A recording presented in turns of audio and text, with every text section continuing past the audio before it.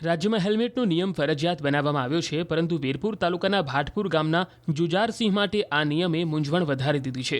જેનું કારણ છે જુજારસિંહનું તોતિંગ માથું. મુશ્કેલી એ છે કે તેમના માથાના માપનું હેલ્મેટ બજારમાં ક્યાંય મળતું જ નથી. તેમનો કુદરતી બાંધો જ એવા પ્રકારનો છે કે જેના કારણે તેમના માથા પર એક પણ પ્રકારનું હેલ્મેટ સેટ થઈ શકતું નથી, જેને લઈને હાલ તેઓ ટેન્શનમાં મુકાયા છે. નવાઈની બાબત એ પણ છે કે તેમના માપના કપડાં અને ચંપલ પણ મળવા મુશ્કેલ બન્યા છે. સરકારે જે કાયદો કાઢ્યો સરસ અને સુંદર કાઢ્યો છે, પણ મારા માટે અઘરું છે, કારણ કે માથા પર મારે હેલ્મેટ આવતું નથી, એટલે મેં હેલ્મેટ પહેરી શકતું નથી. અને બાઇક બજારમાં લઈને જાઉં તો પોલીસ રોકી શકે છે, એટલે મને પોલીસનો બી ડર લાગે છે. એટલે સરકાર મારા માટે છૂટછાટ આપે એવી હું વિનંતી કરું છું. અને હેલ્મેટ માટે હું બાયડ, ગોધરા, લુણાવાડા, મોડાસા બધા ફરી ચૂક્યો, પણ અત્યાર સુધી મને હેલ્મેટ મળ્યું નથી. મારા માપનું નથી મળ્યું. અને હું એવી વાત સાંભળી છે કે અમદાવાદમાં એક બે જગ્યાએ બનાવે છે કોઈ કંપની વાળો. મને સમય મળે એટલે હોળી પછી મારે જવું અને બનાવી શકું.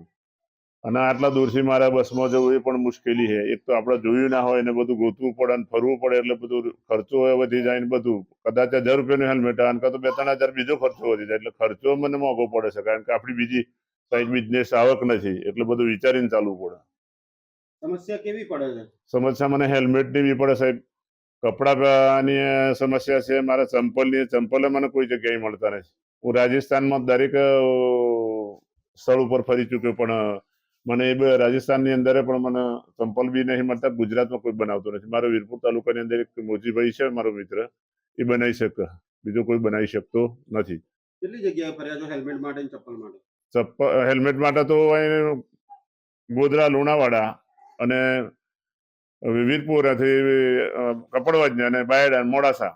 અને ચપ્પલ માટે તો રાજસ્થાનમાં જયપુર, ઉદયપુર, પછી અંબાજી, પછી માઉન્ટ આબુ, આ તમામ એરિયામાં બધા ફરી ચૂક્યો રાજસ્થાનમાં. પણ એ કોઈ જગ્યાએ મને મળે તો પ્રવાસમાં ગયો હતો, એટલે સાહેબ બધી જગ્યાએ ટેસ્ટ માર્યો, પણ કોઈ જગ્યાએ ચંપલ મળ્યો નતો.